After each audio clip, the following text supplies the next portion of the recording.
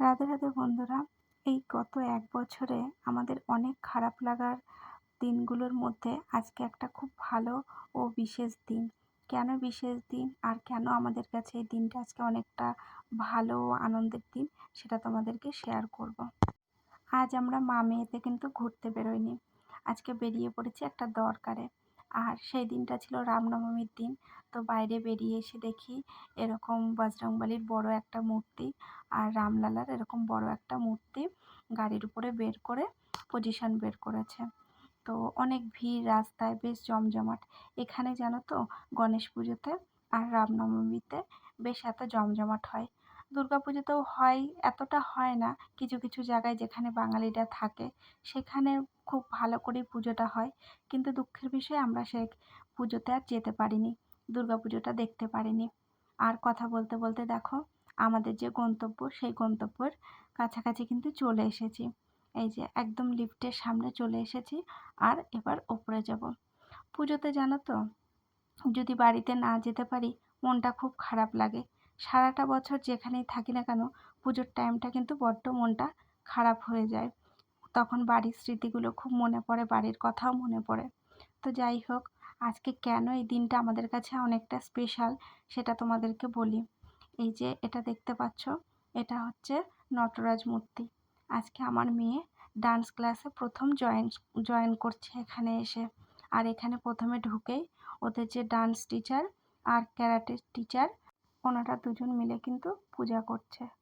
আর এখানে ঢুকে আমরা ফার্স্টে অবাক হয়ে গেছিলাম, কারণ এখানে যখন আমরা ঢুকেছি দুজনে, ঢুকে দেখি কেউ নেই। আর এখানে যারা রয়েছে টিচাররা বাদে আমার মেয়ে যে স্কুলে পড়ে সেই স্কুলের টিচাররা ছিল। তো প্রথমে আমার মেয়ে একটু অবাক হয়ে গেছিলো যে ম্যামরাও এখানে রয়েছে। তো কি করা যাবে, ম্যামরা যখন এখানে রয়েছে তো সবাইকে নিয়েই খুব আনন্দ করে প্রথম দিনটা কাটানো হলো।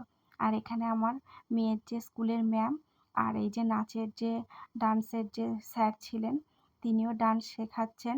আর এখানে আমার মেয়েরাও খুব আনন্দ করে কিন্তু ডান্স করছে। আসলে এখানকার কালচারটা একটু আলাদা। জানো তো, ওদের স্কুলের যত ছোটোখাটো বা বড় যাই প্রোগ্রাম হোক না কেন, প্রত্যেকটা ম্যাম স্টুডেন্ট খুব এনজয় করে। আর খুব মন খুলে সেই ব্যাপারটার সাথে ওরা আনন্দ উপভোগ করে। ওটা দেখতেও ভালো লাগে। কেউ কোনো বয়সের বিচার করে না। সবাই এ টু জেড সবাই বেশ খুব আনন্দ করে। আর ওটাতে নিজেদেরকেও ভালো লাগে, মনে হয় এরকম যদি আমরাও ইনভলভ হতে পারি। অবশ্যই সেখানে গার্জেনদেরও অ্যালাউ করে। তো ফার্স্ট ডেতে আমার মেয়ে কিন্তু একাই এসেছিল। অনেককে ইনভাইট করেছিল, অনেকের আসার কথাও ছিল। কিন্তু আমরা যখন গিয়েছি, গিয়ে দেখি কেউ আসেনি, শুধু আমার মেয়েই একা গিয়েছে। তো আমার মেয়ের কাছে সেই দিনটা অনেকটা স্পেশাল ছিল, তাই আমার মেয়ে সেই ওপেনিংয়ের দিনটাতে কিন্তু মিস করতে চায়নি। তাই আমার মেয়ে চলে গেছিলো। আর ওখানে যাওয়ার পরে তো খুব আনন্দ হচ্ছিল, সবাই মিলে খুব আনন্দও করছিল। আর আমার মেয়ের ডান্স চলাকালীন শেষের দিকে আরও একটা বাচ্চা, দুটো বাচ্চা মতন এসেছিল। কিন্তু দেখতে দেখতে আজকে অনেকগুলো দিনই, প্রায় ১ সপ্তাহ হয়ে গেছে আমার মেয়ে এখানে ডান্সে জয়েন করেছে। তো তারপরে কতজন এসেছে সেটা তোমাদেরকে অন্য আরেকদিন আরেকটা ভিডিওতে দেখাবো। আর এখানটায় শুধু ডান্সের ক্লাস হয় না, এখানে ক্যারাটে ক্লাস হয়, তোমাদের আগেই বললাম। তো ডান্স, ক্যারাটে আর পাশে মানে ওদের বিল্ডিংয়ের নিচে জিম করানো হয়। জায়গাটা কিন্তু সত্যিই খুব সুন্দর। আমার মেয়ে জানো তো, আগে এসব ডান্স কিন্তু শিখতো না। আগে আমার মেয়ে রবীন্দ্র নৃত্য, কত্থক, লোকনৃত্য, ক্লাসিক্যাল এইসব ডান্সই শিখতো। তো প্রথমে যখন ও জয়েন করেছে তখন ওকে স্যাররা জিজ্ঞেস করেছিলেন, তুমি কী কী ডান্স জানো বা আগে কোথাও শিখেছো কি না? তো ও যখন এই কথাগুলো বলেছে, কী কী ডান্স শিখেছে, ওরা একটুখানি হেসে ফেলেছে। তো যাই হোক না কেন, নিজের কালচারকে তো আর কখনো ভোলা যায় না।